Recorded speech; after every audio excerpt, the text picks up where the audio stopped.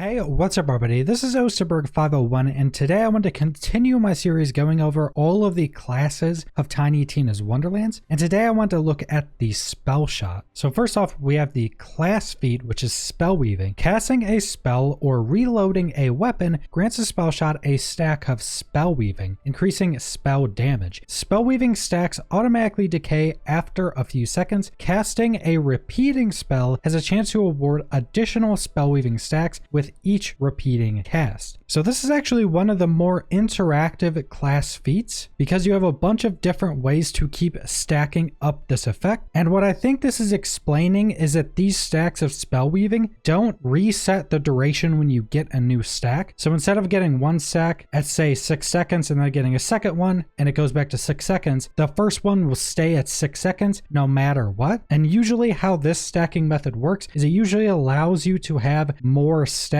but it doesn't refresh, so you're constantly losing stacks. And then there's a second part to it, and if you use a repeating spell, which is just a different type of spell in the game, it has a chance to give a stack for every cast of that repeating spell cast. And with how Borderlands creates a lot of their weapons and items, I fully expect there's going to be some ridiculous combination of a repeating spell with this class feat. So our first action skill is Ambihextrous. The Spellshot may equip a spell into their action skill slot. Whenever the Spellshot presses the action skill button, they cast that spell. So this is almost kind of like one of Zane's abilities from Borderlands 3, where he could have 2 action skills, but instead you can have 2 spells and remove one of your action skills, and that's what this action skill allows for. And if you don't understand the terminology, spells are what are replacing grenades, and they're essentially working as a smaller version of the action skills in the game, and action skills are the class specific abilities. And the second ability is Polymorph. The Spellshot turns an enemy into a skeep for a few seconds. If the enemy is immune, the Spellshot instantly casts a free spell on that enemy and gains 2 free stacks of spell weaving. While Polymorph is active, any player that damages the skeep has a chance to cast a free spell. The effect is guaranteed the first time the Fate Maker deals gun damage. If the Spellshot casts a free spell this way, they gain a stack of spell weaving. So this spell actually has a lot of different parts to it. So this is a Polymorph. You turn an enemy into a skeep and they can't do anything. It's pretty much a full CC. If that enemy is immune, so a boss, you cast a free spell, and I'm wondering if this is just going to be a copy of your currently equipped spell or just some random spell. And then you gain 2 free stacks of spell weaving, which is pretty nice. But then if you polymorph an enemy, you or any of your teammates have a chance to cast a free spell when damaging that polymorphed enemy. And if you yourself get a free cast that way, you gain a stack of spell weaving. So a pretty intricate ability. And then for tier 1 of our passive skills, we have Spell Sniper, 5 points max, gain increased spell critical hit chance. Then we have Magic Bullets, 3 point max. A portion of all bonuses the Fate Maker receives to spell damage is applied to their guns. Then we have Prestige Adaptation, something like that. Gain increased reload speed with a 5 point max. So pretty much all just damage increases. Then for tier 2, we have Font of Mana, 5 points max. Gain increased spell cooldown rate and gain increased action skill cooldown rate. So just becoming more of a machine gun of spells and action skills. And also, I'm wondering if you take the action skill that gives you a second spell slot, if that will take bonuses to action skills, if it'll consider that slot to be the action skill, or if it'll just take bonuses that spells normally get. Then we have Mage Armor, 1 point max. Whenever the Fate Maker gains a stack of spell weaving, they restore a portion of their ward. And this seems pretty strong.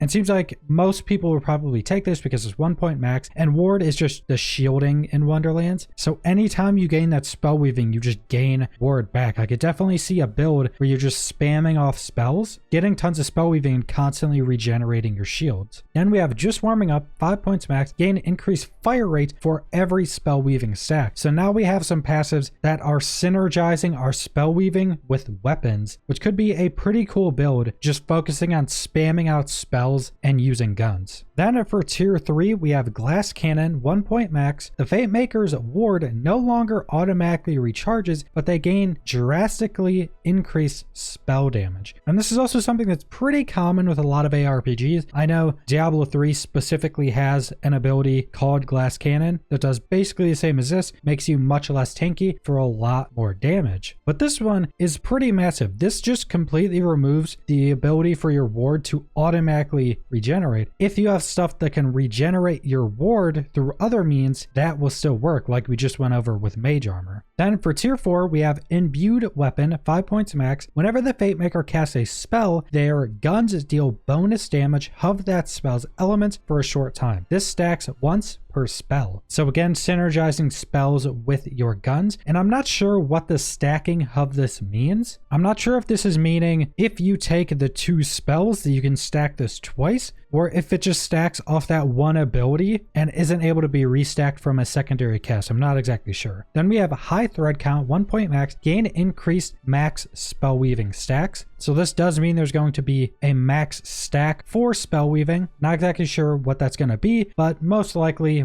another 1 point max is probably something people are going to end up taking. Then we have Warcaster, 5 points max, a kill skill. Whenever the Fate Maker kills an enemy, there's a chance their weapon is instantly reloaded. The chances increase per spell weaving stack. So again, mixing in more of the synergy between your guns and your spells, and this one's pretty massive. I can definitely see some builds being created that are built around this to essentially allow you to never have to reload your weapon. If it's possible, I can pretty much guarantee you players are going to figure this out, and it's going to be a pretty strong build. Then for tier 5, we have Double Knot, 3 point max. Whenever you score a critical hit with a spell, deal bonus damage equal to your gun's element. Now this is described a bit weird, and because it's described this way, I'm assuming that this means however much damage you would deal with the element on your weapon is how much extra damage your spell is going to deal when it's a crit. And this could definitely make for some pretty crazy one-shot builds. Then we have 1 slot, 1 kill, gain increased gun damage per spell weaving stack. So again, that's synergizing with your guns and your spell weaving and your spells. And depending on how much gun damage this gives and how many stacks of spell weaving you can get, this could be some pretty crazy gun damage increases. Then finally, for tier 6, we have Sever the Thread, 1 point max. Gun critical hits have a chance to instantly reset all spell cooldowns. This skill has a short cooldown. So just capping off that synergy between your guns and your spells, now any gun crits can just instantly reset your spells.